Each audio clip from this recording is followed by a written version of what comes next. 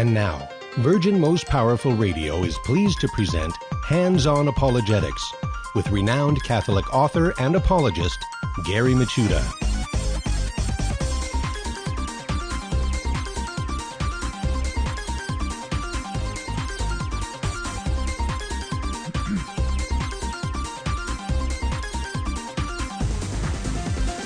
And welcome, everybody, Hands-On Apologetics. You have entered into Virgin Most Powerful's Apologetics Dojo. It's great to be with you today as we learn how to share and defend our faith with clarity, charity, and confidence. And it is St. Patrick's Day, and what better topic to dive into the scriptural roots of than the communion of saints. And there's no other person, I think, more fun to jump into that topic than our good friend Matt Swaim. Matt Swaim's going to be joining us on the other side of the break. And got a great show in store for you. You know, it's sometimes you think you know a lot, but you realize you don't, because I didn't realize this, but apparently whenever there is some sort of emergency, the first thing you ought to do is run to the local Costco and buy a gross ton of toilet paper. I didn't know that was, I'm behind the scenes. I just don't know what to do in cases of emergency. But to me, that just seems excessive. But apparently that's what you do. Anyway, I had to get that off my chest. I'm sorry, folks. That has nothing to do with apologetics, but it's, humans are strange people. You find all these weird peculiarities, like the last piece of pizza syndrome. You ever notice that whenever there's a pizza at a party and there's one piece left, like no one will take it? Why? When I do book tables, this is another strange thing. If you're sitting behind a book table, no one will come to look at your table. But if you walk out in front and look at your own books, suddenly people will come there. We're very strange animals. And I didn't know that there's some sort of, apparently a toilet paper gene or something in our system that whenever there's emergency, I don't know. It's just weird things. Anyway, enough of that. We're going to have a lot of fun. We are going to do our critical thinking exercises. For example, we have the Finding the Fallacy. Today's Finding of the Fallacy is the Continuum Fallacy. And as always, we meet one of the early church fathers. Church father today is actually the letter of Barnabas. Very old document indeed, counted among the apostolic fathers. So that's going to be interesting, looking at all the details. And lest I forget, I want to give my shout-outs to all of you watching live stream on Facebook and YouTube. Hello, everybody. Welcome aboard. I also want to welcome all of you listening to radio around the country and around the world via podcast. And yes, if you haven't downloaded it, you need to. It's free. It's got lots of goodies. That is our handy-dandy phone app, Virgin Most Powerful Radio. Or you can always access all our great programs at virginmostpowerfulradio.org. Important stuff, especially now that we're supposed to do this social distancing type thing. A lot of people are going to be at home. A lot of people are going to be on social media. And now more than ever, this is a great time for Catholics, or all believers, really, to jump on social media, because there are going to be people there reading and watching, and they're going to be bored. And there's so much great material out there. You hear about our guests that we have on Hands-On Apologetics, but also, our programs as well. And this is a great opportunity for you to share the wealth, Tell people about Virgin Most Powerful Radio. Tell them about Hands-On Apologetics. If you haven't done so, if you could, please subscribe or like Hands-On Apologetics and all the other great programs on Virgin Most Powerful. Get us known. Let people know about the programs. And, it only takes a suggestion or two, and people will check it out. And God willing, maybe they will hear something on one of the programs that you suggest, or, even link on your page or whatever, that could change their life. That could give them one more reason to better know and love Jesus. And like Terry Barber and I, that we're two peas in the pod when it comes to that. The reason we wake up every morning is to help people better know and love our Lord. So please, do that, because like I said, this is since everybody's indoors, everybody is probably bored. They're turning to social media. This is a great time for evangelism. All right. So anyway, critical thinking skills. Finding the fallacy. Boy, we need clear critical thinking today for sure. And today's finding the fallacy, like I said, is the continuum fallacy. The continuum fallacy, it goes by a number of different names. Like all fallacies, there's all sorts of aliases. For example, it's also known as the fallacy of the beard. Line drawing fallacy, it's related to the Sordis paradox, or the paradox of the heap. What is the continuum fallacy? Well, it's caused when one erroneously rejects a vague claim simply because it is not as precise as one would like it to be. Okay, so that is the continuum fallacy. It's the rejection of a vague claim, not because it's false, but because it's not as precise as the person would like it. So a good example is using the beard, hence the alias fallacy of the beard. What's the difference between being a clean-shaven guy and a guy with a beard? Well, if a guy has a beard and you remove one hair, that doesn't make him clean-shaven. Or if you remove 10 or 20 or even 100, it doesn't make him clean-shaven. But there is a point, there is a distinction between having a beard and not having a beard. But exactly pinpointing that distinction is not really possible. In other words, it's a vague claim.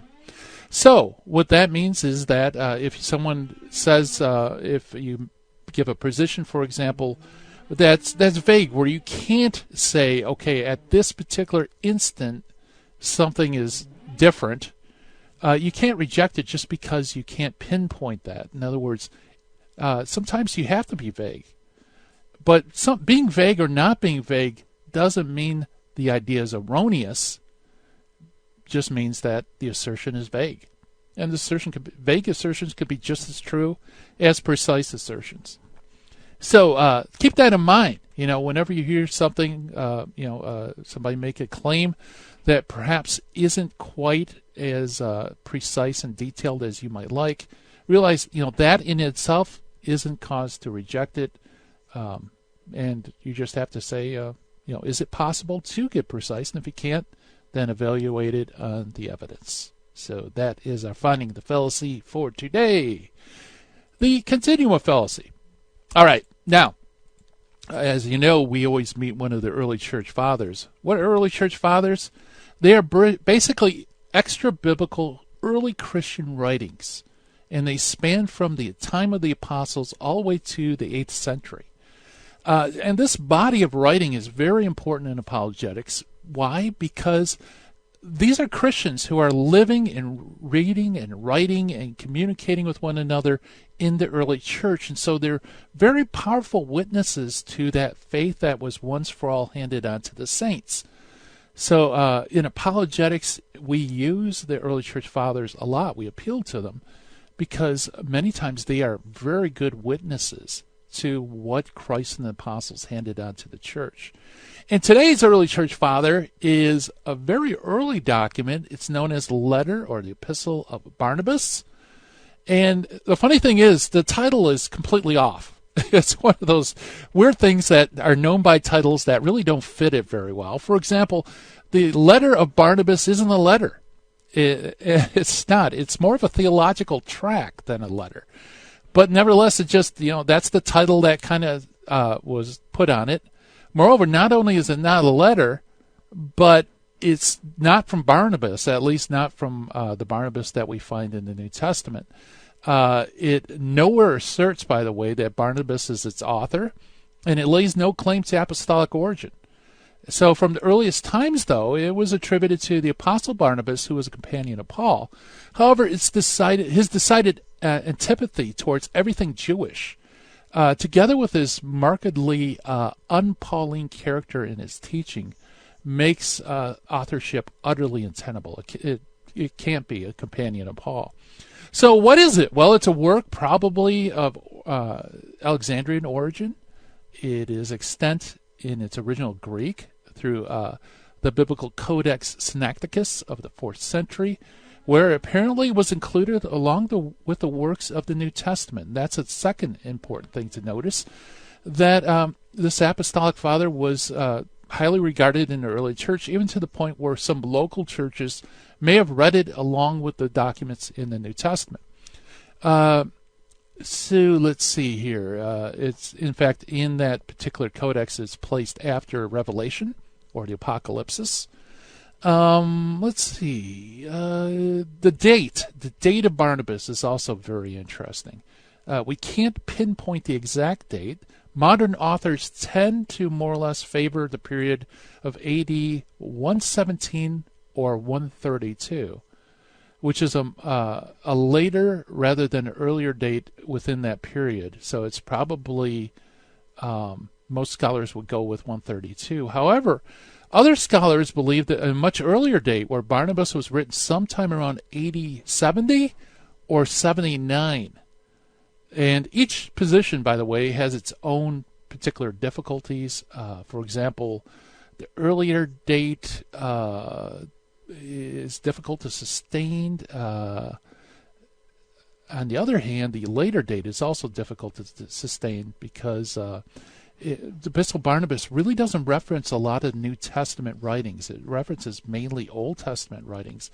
So if it was a later date like 117 or 132, that would be strange. So, it could go much earlier, perhaps even up to the destruction of the temple in AD 70. So a very, very early document. It's not very long, folks, and it's available free online. One of my favorite online sources is newadvent.org, and you could read it there for free. Very interesting stuff. And that is our Meet the Early Church Father, the letter of Barnabas. Coming up next, we're going to be talking with Matt Swaim and the Communion of Saints. Stay tuned.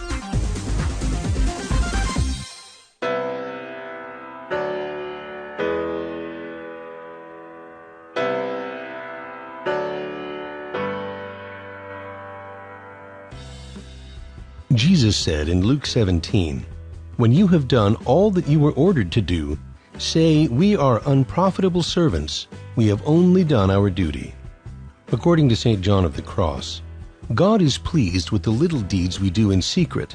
He takes more pleasure in these than in a multitude of grand works that we may do out of the desire to be seen by others. May God help us to do the things that please Him, and not just to appear great in the eyes of others.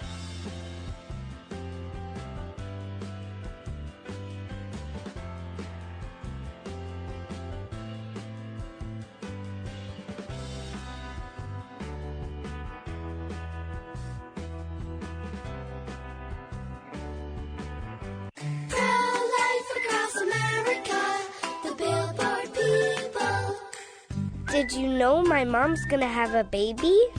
She is? Will it be a boy? Or will it be a girl? We don't know yet, but we heard the heartbeat and my dad said this is gonna be someone very special. You mean like being a president? Or maybe a doctor? Well, probably maybe like a singer or dancer, I think. Hello, my name is Mary Ann Koharski. I'm the director of Pro-Life Across America. We know that every baby is a miracle and has the potential to do great things. If you know someone who is pregnant or in need of alternatives or assistance, or would like to support the work of Pro-Life Across America, please call 1-800-366-7773 or visit our website at prolifeacrossamerica.org. Pro-Life Across America is non-political and totally educational. Pro-Life Across America, the Billboard people. This is Terry Barber. I want to thank you for your support here at Virgin Most Powerful Radio. Here's an easy way to do it. If you're going to sell or buy a house, call Real Estate for Life, 877-543-3871, because they're going to get you a Christ-centered agent to purchase your home or to sell your home. And at the close of escrow, a portion of his commission goes right back to Virgin Most Powerful Radio. Call 877-543-3871. Thank you so much for your support.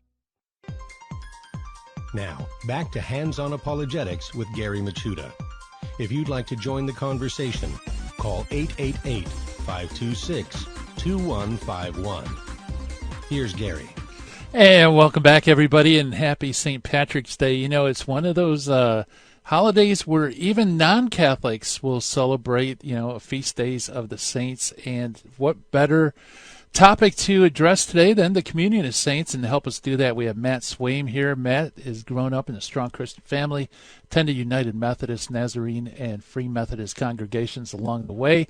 While studying media communications at Ashbury College, he discovered G.K. Chesterton, and the rest is history. He entered into the Catholic Church, and now he works for the Coming Home Network staff, actually since 2016.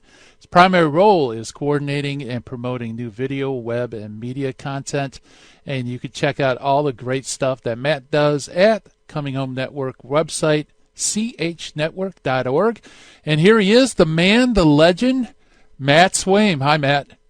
Hey, Gary. I hope my connection's coming through. I'm quarantined right now, but we still have technology, so we're going to make this work. All right, great. Well, the big question is, did you get enough toilet paper? I mean, for a respiratory disease, people sure are using a lot of toilet paper. I don't know the connection, but Yeah. we'll just go with it. Yeah, well, it must be the right thing to do because everybody's doing it, right? As with all things of this nature, yes. If everybody's doing it, there must be some truth to it. Yes, exactly. And what better way to celebrate St. Patrick's Day than not go drinking or anything, but to There you go. toilet paper. There you go.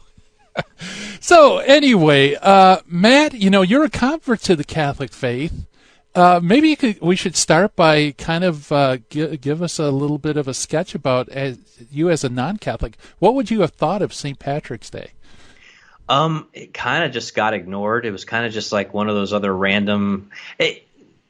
I may be misremembering this, and if my parents watch this, they'll probably say, "No, this is how we treated St. Patrick's Day." But my impression was St. Patrick's Day was like Arbor Day or Flag Day or some of these other holidays that like everybody kind of like President's Day. It's just on the calendar, and we just do certain things. If you'd asked me who St. Patrick was, I've been like, I don't know. Is he a leprechaun? Is he the guy on the Lucky Charms box? I have no idea. This is just not. He's not a guy that we really talked about.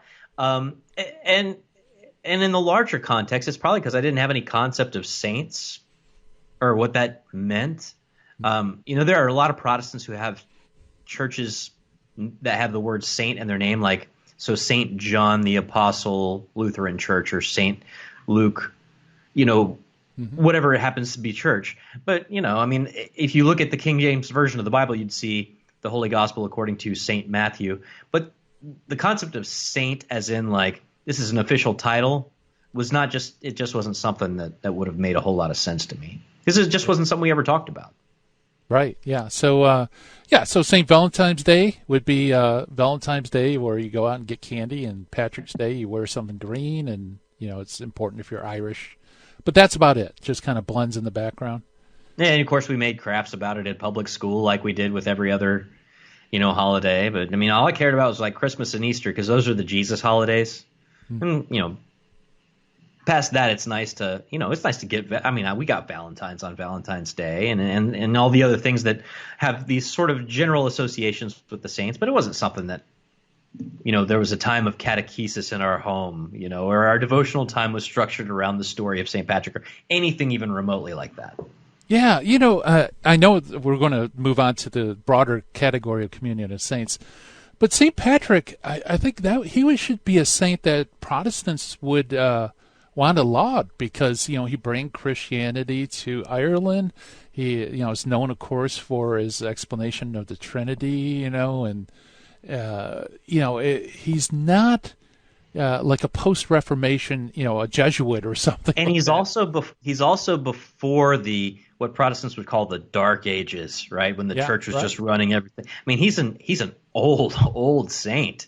Yeah. We're talking 4th century for St. Patrick. So, he goes back pretty far. Although, depending on which denomination you're from, the church is already apostatized by then. So, we're glad he's around, but still. But if you read the breastplate of St. Patrick, and he, talks about, I arise today in the strength of the threeness and the power of the oneness of the creator of creation. I'm paraphrasing here because I don't have it in front of me. Or when he talks about Christ before me, Christ beside me, Christ in me. Anybody who believes in a personal relationship with Jesus as what should be directing your life, ought to go back and read St. Patrick's breastplate and be like, hey, he's one of us. And so I think, there are a lot of Christians who are not Catholic who honor St. Patrick for that reason. Although it's not, I mean, evangelicalism was a very different kind of thing back in the 80s and 90s when I was experiencing this. So I think that's part of it too. Yeah, no, correct me if I'm wrong. Well, you're at the hub of like Conversion Central, right? Coming Home Network. Yeah, I mean, we get all the weird stories at our place, man. Yeah, but there are some Protestants who became Catholic because they started studying into what exactly is the St. Patrick stuff. Yeah, I mean, it's or what is, I mean, you've got that, but you've also got the people who are like, why is it that all these Christians who don't believe that you pray to dead people and statues somehow have a generally positive opinion of St. Francis of Assisi? Like, why is it that I can go to Dollywood, which is like this Bible Belt Protestant theme park with some rides and crafts in it, and they've got like a quote from St. Francis on one of these like, wood burn kit wall thingies. I mean, who are these people who like have sort of popped out of the historical timeline that suddenly like everybody thinks we're just generally all cool with, and we don't know why? Yeah, right. Yeah, well, that kind of leads us to the topic today, doesn't it? It's like, who are these people, and why do we make a big deal about them? Yeah, so I guess it probably would be helpful for me to tell you a little bit about what my concept of sainthood, or at least I don't know that I would have even called it that, was when I was growing up as a sort of an evangelical kid in the 80s and 90s. Yep. We saw that there were these heroes of the faith who went before us. There was a ginormous gap in between the Acts of the Apostles and we'll say about, in my particular tradition, the holiness movement. I mean, we would have talked about Martin Luther as like a trailblazer, but in my tradition, we wouldn't have called him a saint. And I don't even, depending on who you ask, he might not have even been necessarily a hero of the faith. He was just kind of the guy who fired the first shot. But, a lot of holy men and women, of course, we would have talked all the time in Sunday school class and heard all the time from the pulpit about the holy men and women from the scriptures. A lot of them from the Old Testament, David and Noah and Abraham, basically everybody who shows up in Hebrews chapter 11. But also, we would have talked about St. Paul a lot, much more so even than we would have talked about the apostles, interestingly enough. And then when I worked at Family Christian Store from sort of late high school through actually beyond the end of my college years, as a part-time guy who ran the Christian punk and metal section at the Christian bookstore. The guy with the spiked collar, right? Right. No, I was like very clean cut, but I could tell you where the good stuff was. So I didn't have a mullet like you, Gary. Oh. But, we'd have like in the children's Christian fiction section or children's Christian biography section, we'd have biographies of some of these like people that sort of all evangelical Christians realize as heroes of the faith. So it's like John Wesley. Well, maybe not even John Wesley, because he might be too polarizing because he started a denomination. But a guy like Jim Elliot, a missionary who went down to South America and was killed while trying to spread the gospel, or some others like that. So the heroes of the faith in my mind growing up were either preachers or martyrs, and sometimes both. Okay. So there was this sense that you were a hero of the faith. We wouldn't call it a saint, but a hero of the faith if you either died for it or you committed your life to spreading it. There wasn't this sense that, maybe locally, maybe personally in your own church, there was this lady who was a great wife and mother, and when she died, we all could talk about how big of an impact she had on us. But there wasn't ever that sense that this story is for the universal body of Christianity. The Columbine massacre happened when I was a senior in high school. And so that was a big deal that there was, a couple of these kids who were asked if they were Christians, and when they said yes, they were shot at Columbine. And that's the kind of thing that we thought of when we thought of we would never have said, well, let's now pray through the intercession of these people who are beyond the grave. We would have said instead, this is what you want to do if you're ever put in this situation. Yeah. As you're saying that, I was thinking, it's funny that although theologically evangelicals don't, believe in the communion of saints like we do, nevertheless, there is this intuitive thing where you might have a holy grandmother that that Protestants will say, well, she watches over me, or I talk to her. There's still that need for connection with those holy people. You are skipping ahead in my notes. Oh, I tell you okay. what, man, I have a whole thing that is it okay if I blow up this topic with both barrels right now? Because I've got only have a couple minutes. Maybe I don't want you to use the ammo before the commercial break. That's okay. I will say this: Protestants don't theologically believe in the communion of saints, but they have an instinctive feeling about it. Yeah. You ever heard the song by Bobby Bear, the country song "Drop Kick Me Jesus Through the Goalposts of Life"? Probably not. Song? That's a song. It's a terrible country song. End over end, neither left nor the right, straight through the heart of them righteous uprights. Kick me Jesus through the goalposts of life. There's a verse in this. It's a very Protestant song, but he says, "Bring all the brothers who've gone on before, and all of the sisters who've knocked at your door, and all the departed dear loved ones of mine, and put them up front on the offensive line." Oh. There's this sense, even intuitively, that those people who have gone beyond are somehow doing something for us up there. Even if theologically we'd say, well, they're in some kind of spiritual sleep, or they don't have any idea what's happening. There's this instinctive need in a lot of Protestants to say, well, grandma's up there looking down on us and praying for her grandkids and her great-grandkids and her great-great-grandkids. Yeah. It's that always amazes me, that there's that, like I said, it's intuitive that, the death isn't the end, although theologically it kind of is.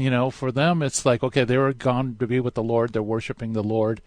But who wants to say that at a funeral? If you're in a Protestant funeral, like, Brother Bob's gone now, and we all know that he's smiling down on us from heaven, and he's praying that we all just follow the Lord like he did. And somebody stands up in the back and says, well, actually, who wants to be that guy? Right. Yeah, that wouldn't be very comforting at that moment. But the thing is that that is part of. According to the theology, Brother Bob is, in a box somewhere until Jesus comes back, and that's the end of Brother Bob until then. Yeah, either soul sleep, that somehow they're like incapacitated till the end, or if they're in heaven, it's you don't pray to them, they don't pray for you. It's kind of they're doing their thing, you're doing your thing. And that's the other question is, the big sticking point is, can these people even hear us? Yeah. Well, hey, that's a great cliffhanger, and we'll find out on the other side of the break. Chatting with Matt Swaim about the Communion of Saints. We'll be right back, folks.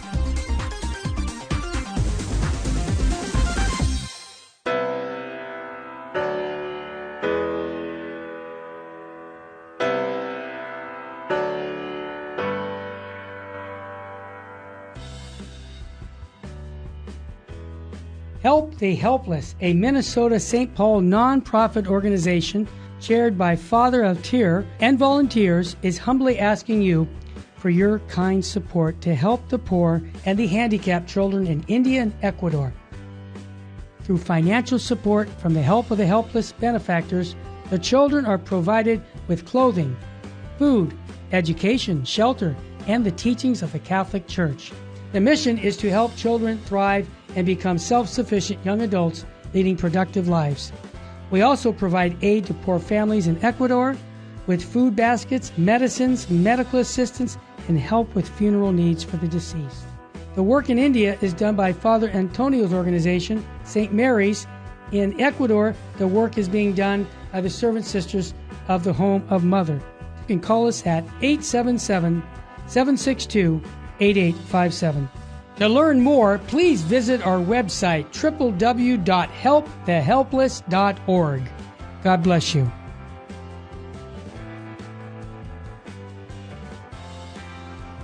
This is Terry Barber. I want to thank you for supporting Virgin Most Powerful Radio. And here's an easy way to support us by going to smile.amazon.com and type in Catholic Resource Center or Virgin Most Powerful Radio. And when you log in your Amazon account and you purchase products, a portion of it will go right back in supporting Virgin Most Powerful Radio. And it doesn't cost you a dime. I want to thank you ahead of time because that supports us year-round. May God bless you and your family.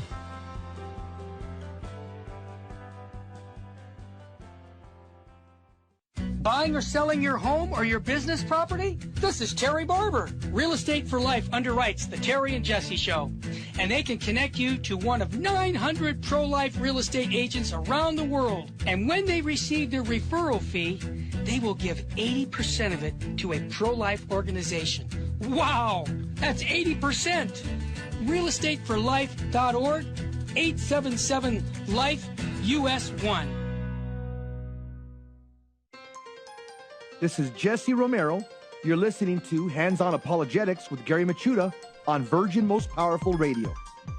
And welcome back, everybody. We're chatting with Matt Swaim. And Matt, your last comment drop-kicked me through that commercial break. So, yeah, I guess the big problem is, can they even hear us, once you die with the Lord? Well, man, there are so many ways to dive into this particular thing. Because do you want to involve them, or are they like just distractions? So I remember when I was a Bible quizzer back in my Nazarene days, and I was regionally ranked in the Church of the Nazarene, which you don't realize this, but that was a big deal. Regionally ranked as a Bible quizzer, and we would have like Bible quizzer.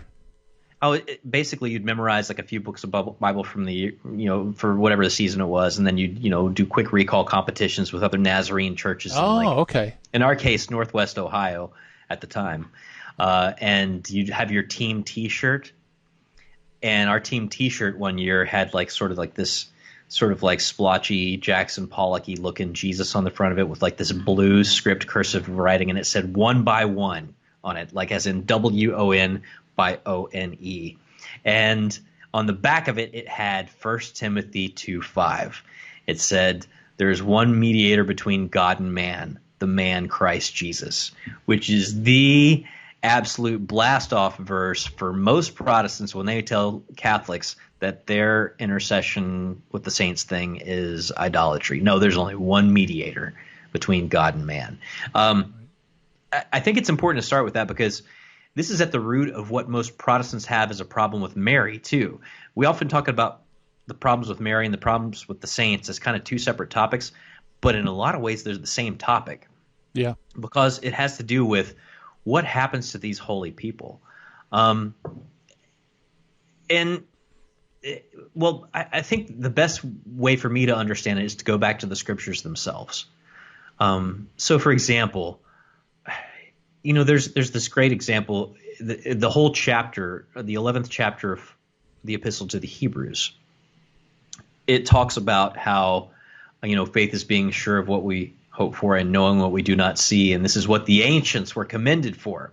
And then it goes on to talk about the ancients, Abraham, Isaac, Jacob, Noah, Moses, David, all of them.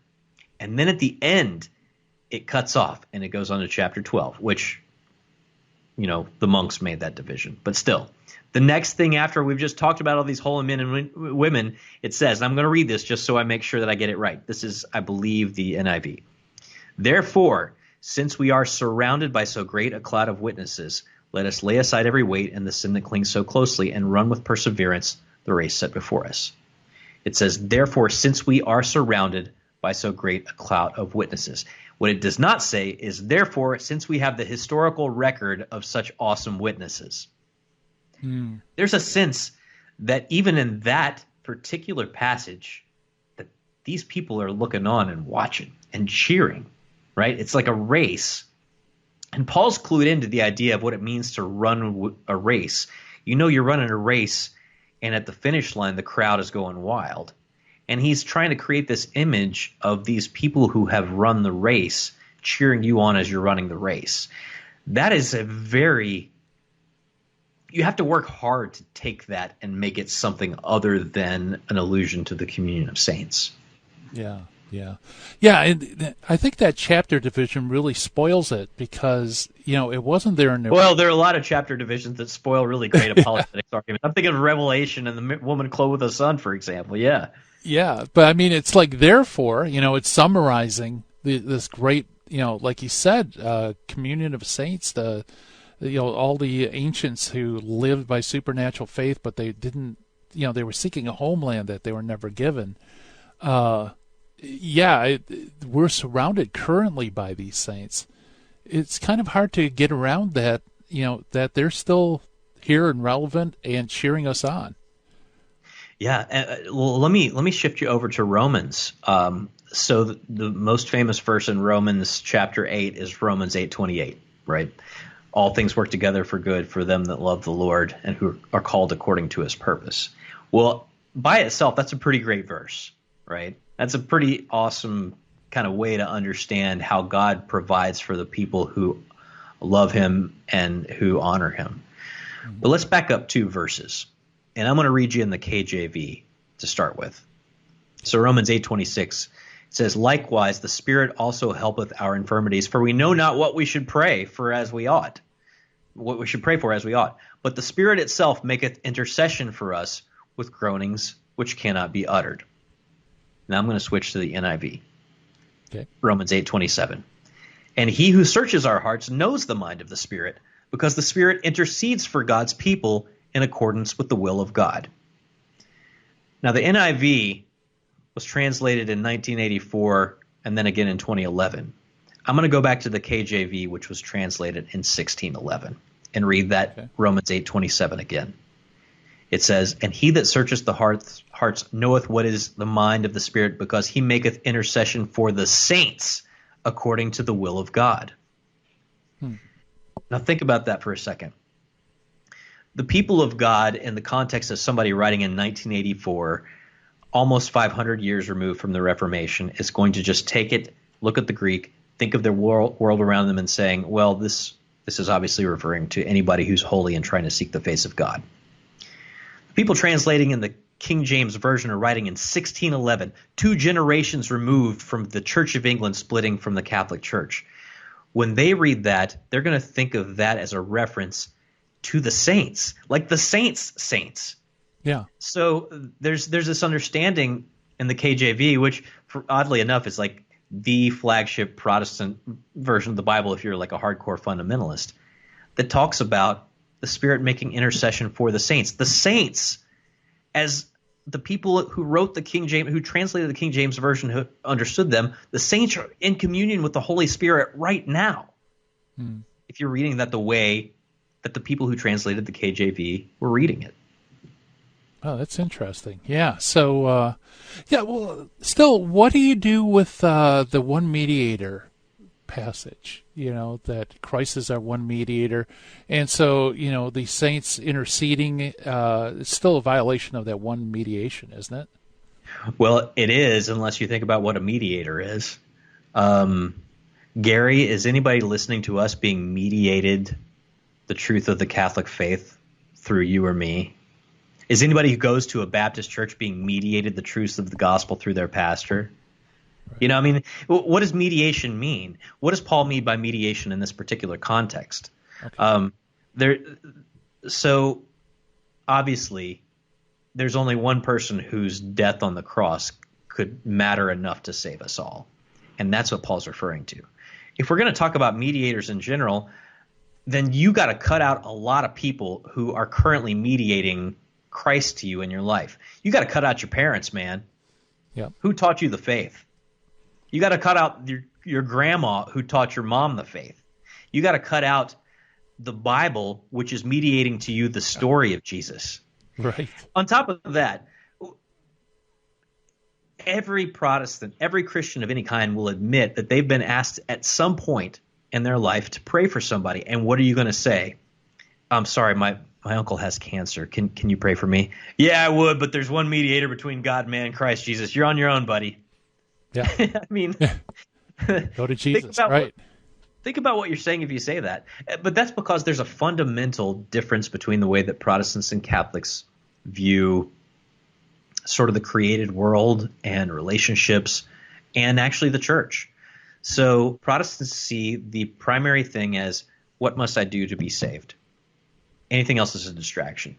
Yeah. Whereas Catholics tend to see it more as a family, as a marriage between Christ and his church. And we are children in that family. And so, it's not just a matter of us saying, well, me and Jesus have our own thing going. Another great country song, by the way. It's a matter of us being part of a family. And this goes back to James chapter 5, verse 16. If you're looking for like a proof text on this to try and zing back, there are a couple different things going on in James 5:16. It starts by saying, confess your sins one to another and pray for one another that you may be healed. So you got confession at the beginning of the verse. Right. You can already see why Martin Luther and others don't like the book of James. But at the end, and I'm going to quote from the KJV because I think the KJV says it the best. It says, the effectual fervent prayer of a righteous man availeth much. The effectual fervent prayer of a righteous man availeth much. So if you're a righteous person and you're praying strong, then your prayer is a big deal in heaven. So, if you're Mary, what does that mean about your prayer? If you're St. Patrick, what does that mean about your prayer? We already know what it means about the little old lady in church, because we know that if we go to the youth ministry intern and ask him to pray for our sins or pray for our uncle who's got cancer, he's going to be like, cool, man, I'll put it in my phone. We know that that's probably not going to work. If we go to the little old lady who's there every Sunday on the front, she's going to pray for it. We already know that, even from a practical standpoint. Yeah, yeah. So why wouldn't we apply that and extend that to the saints? If they really are, as we just read in Romans 8:27, they have the Spirit interceding with them in a type of communion. Yeah. Yeah, that's one of those things where instinctively, again, it's our separated brethren they live beyond their theology, right? Because it's just instinctive that if you're going to ask somebody for prayers, you don't find somebody that's a notorious backslidden sinner, right? Yeah. Go seek out the holy people. Well, and not only that, warriors. Okay, you're in Big Ten country. I grew up on SEC football. How many times have you seen some college football player score a touchdown and then tap his chest and point to the sky? Yep. Right? Yeah. Well, if you're a hardcore Protestant, you'd be like, I don't know why he's doing that, because his mother who died 2 weeks ago obviously can't hear him and, blah, blah, blah. No, we're like, that's so beautiful that he just did that. Yeah. It's an instinctively human thing to understand that death is not the end and that the faithful ones among us have some kind of life beyond this. And there's an instinctive sense that they can see what's happening. Maybe imperfectly, but they can see. Yeah, very good. Well, we're chatting with Matt Swaim about the Communion of Saints on this St. Patrick's Day, and more to come on the other side of the break. You're listening to Hands On Apologetics. Stay tuned.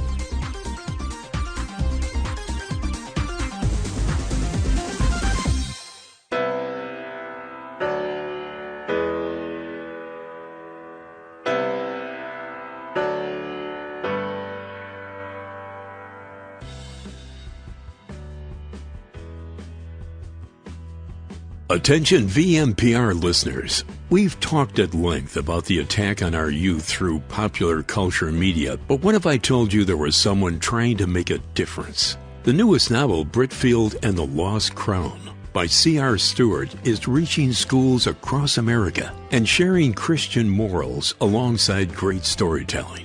What if I told you that this mission needs your help? To reach more children, Britfield and the Lost Crown need funding for their ongoing book tour. If you're interested in making a difference, if you're interested in buying the book, or are curious and want more information, go to BritfieldInstitute.org. That's BRITFIELD Institute.org. Or email media@britfield.com.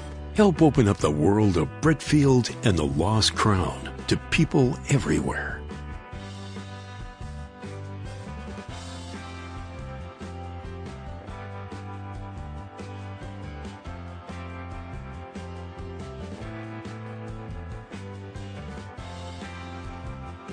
Jesus said to the apostles in Luke chapter 10, "Whoever listens to you listens to me, and whoever rejects you rejects me."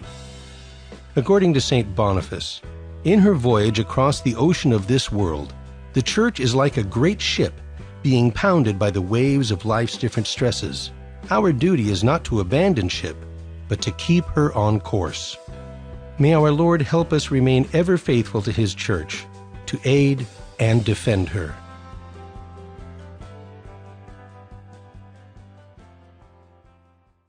Buying or selling your home or your business property? This is Terry Barber. Real Estate for Life underwrites the Terry and Jesse Show, and they can connect you to one of 900 pro-life real estate agents around the world. And when they receive their referral fee, they will give 80% of it to a pro-life organization. Wow, that's 80%. realestateforlife.org, 877-LIFE-US1. This is Jesse Romero.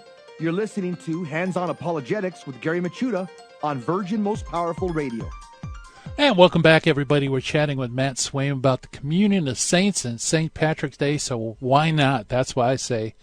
Yeah, that's, it's amazing how, there's a knowledge of the heart that just love itself is able to instruct us in things that, it just, there has to be more. There has to be, this love doesn't end at death, that Christ has conquered death, and that doesn't mean a big cleaver comes and chops them off from the body of Christ, does it? No, and there's not any sense in most Protestant churches of anything like the church militant, which is you and I, the church triumphant, the saints, and the church suffering, which is those who have gone beyond but are in purgatory. There's not any sense of that because, first of all, they don't have purgatory. Second of all, there's this sense that,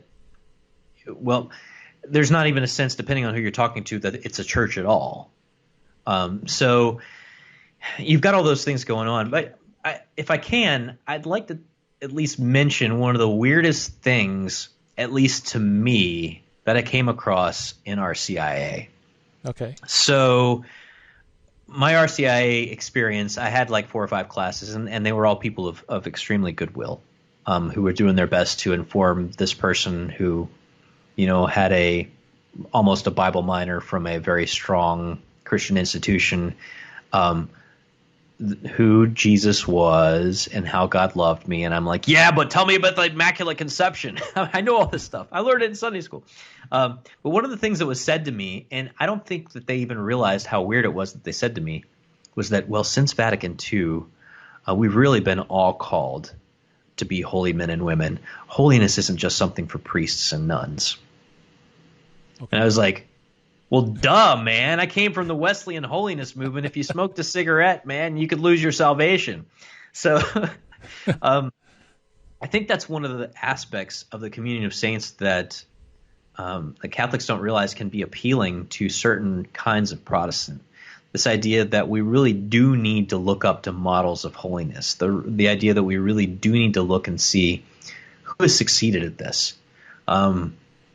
Even though they might not be at the point where they can say, well, I will ask St. Patrick to pray for me, they might still be at the point to say, I need to look beyond my own little Christian circumstances to the Christians who've been doing this since Jesus ascended from heaven and follow all the great examples I can find. Right. And see what I can do to imitate them as they imitated Christ. Yeah, because it's not, people have pulled themselves up by their own bootstraps. I mean, Christ. No way. That's Pelagianism, man. Yeah, exactly. It's, this is the work of Christ in the saints, and they're kind of forerunners. They show the way how to live a holy life. Yeah, and the other thing that really struck me as extremely cool when I started to really get the communion of saints was this idea of patronages.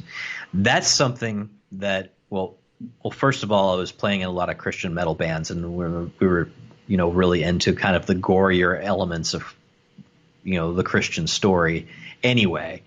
But when I discovered that the saints and their patronage, that whole concept mirrored the cross, it really opened up a lot of things for me. So this idea that what from the outside people would say is the most embarrassing part of the Christian story is when our guy got killed, right? But what is the symbol of Christianity?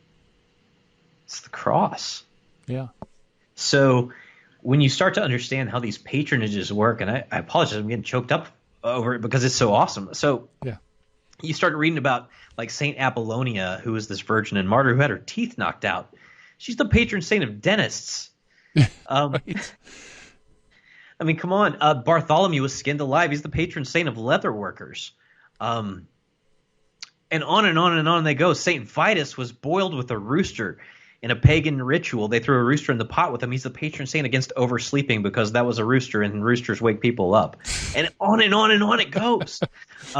That's great. So this idea that the saints take suffering and make it into a crown was so powerful to me. It never ceases to amaze me, that aspect of taking the cross that seriously, that the thing that was meant for your shame is your crown. Yeah, very good. Yeah, and I'll give a shout out to Jesus 911, the show that's before our show. Sure. Today they focused on saints who were living during a time of plague and contagion, and kind of drawing conclusions. It's amazing how, like, this is something kind of, this pandemic is new, yet we can learn from the saints who have gone through similar things in the past. Yeah, unnamed holy men and women who died in a state of grace while helping people who were dying from the plague.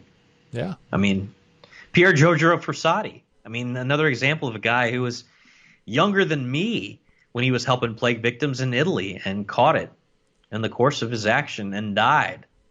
I mean, there's countless examples of this. Saint Dismas, the thief on the cross, the good thief, patron saint of grave diggers. I mean, come on. Yeah. I mean, is this a great church or what? Yeah, everything you could think of. You have a role model. You have someone who has gone through a lot more than you have, and they're there to pray for you, And it's so practical because let's say you're in any church. We'll say you're in a Baptist church, and you've got cancer, and you know a holy guy in your church who's a cancer survivor. Who are you going to talk to and ask to pray for you?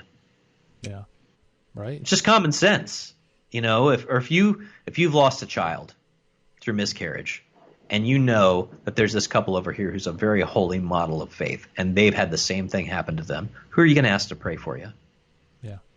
If you've got a root canal coming up, and you know there's a person in heaven who had a crowbar knock out all her teeth, who are you going to pray to? I mean, come on.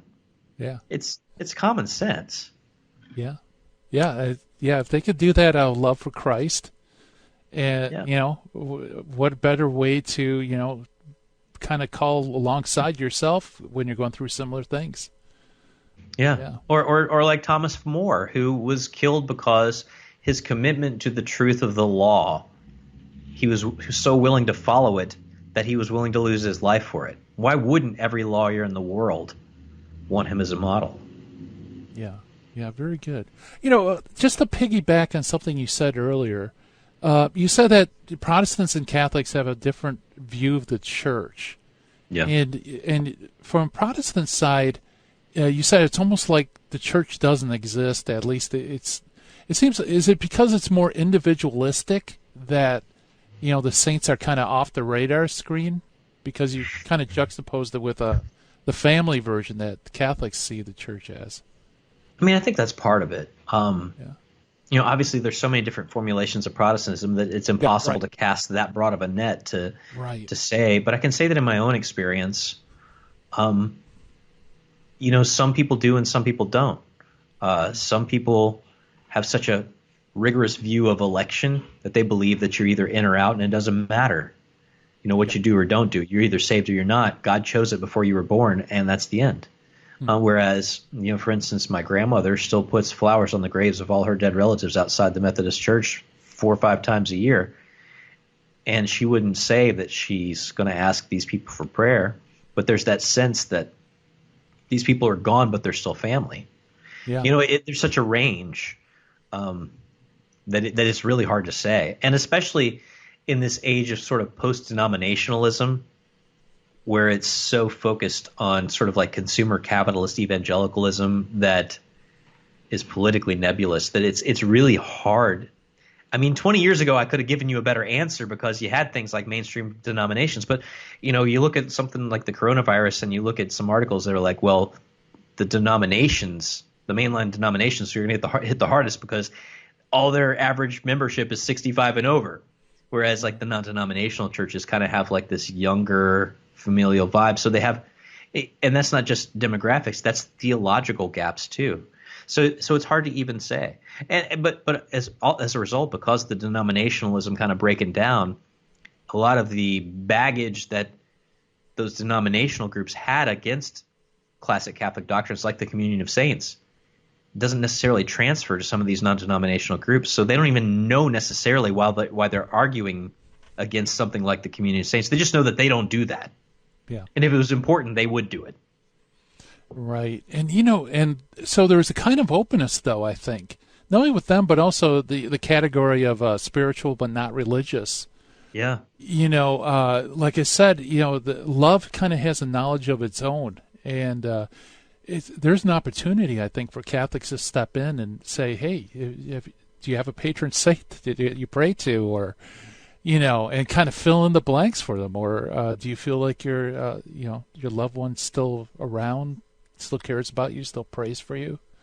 And oddly enough, in my experience, you're more likely to have someone who's spiritual but not religious be on board with something like the Communion of Saints. Yeah, absolutely. And that's kind of hard to explain, but that's just been my experience. And I'm sure there's like good reasons for that. But you're more likely to go to a funeral for people who have no religion at all and have them say things like, well, the other day my dog came down and laid on my bed and I thought, well, I wonder if that's my aunt in there. I mean, like, you're more likely to be able to make that connection just because there's because it's such a human thing to feel a connection to people even after they're gone. Yeah, and you could step in and clarify, and say, it's interesting that you have that feeling that, this desire to be with. We have a whole theology based around that kind of thing. Yeah. Yeah, it's kind of a funny thing, if you pop open the catechism, it's all right there, black and white. Yeah. Yeah, boy, Matt, as always, we come on the show and it's like the music begins and then the music ends, Where can people go to avail themselves of all the great stuff you do at Coming Home Network? Yeah, sure. Come on over to chnetwork.org. We have all kinds of videos, long and short form, and articles on the saints written by and done by people who used to not believe in the Communion of Saints, which is kind of cool because then you get to hear it in their words, what it was that convinced them. So come over to chnetwork.org, and I always encourage people when they come to our site, check out our online community, which is a social network built and curated by us, and it's full of nothing but converts and people on the journey who are helping each other along. And when a new person comes in and is trying to figure this all out, they got big brothers and big sisters everywhere to help them out. So community.chnetwork.org, or just go to chnetwork.org and click connect. Yeah, very good. And, man, you got a lot. You have video, you have articles, like you said. We got some stuff from you on there, yeah. Yeah, well, that will suppress some numbers, but nevertheless, you guys are booming. All right. Well, thank you so much, Matt, for coming on the show. It's been a pleasure, as always. Yeah, always great on my end, too. All right. That's Matt Swaim, everybody, and the website is chnetwork.org. Man, the program flies. It's already time to go. Time for me to shut down the Midwest Command Center here, turn off the dojo lights. I want to thank all of you for tuning in and listening to the program. But never fear, the fun continues with high-intensity Catholic talk with the Terry and Jesse Show coming up next. Hope everybody has a great day, and God willing, we'll talk again tomorrow. Bye-bye. In the 1990s, I lived and worked in Hollywood. But when my wife Betty's mom took ill, we relocated to Orange County. And it was during this time in our lives that I converted to Catholicism. Once my eyes were opened to the truth, I couldn't learn enough about the faith. But I had less free time than ever, especially with a long commute. That's when I discovered the real value of Catholic audio.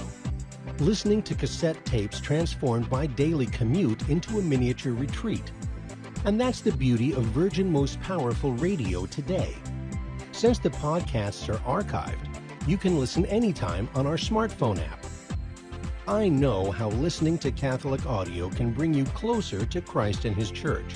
So I encourage you to visit the App Store or go to vmpr.org and download the app today. It just might change your life.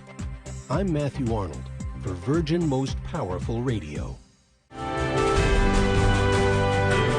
Virgin Most Powerful Radio, sharing the gospel with clarity and charity.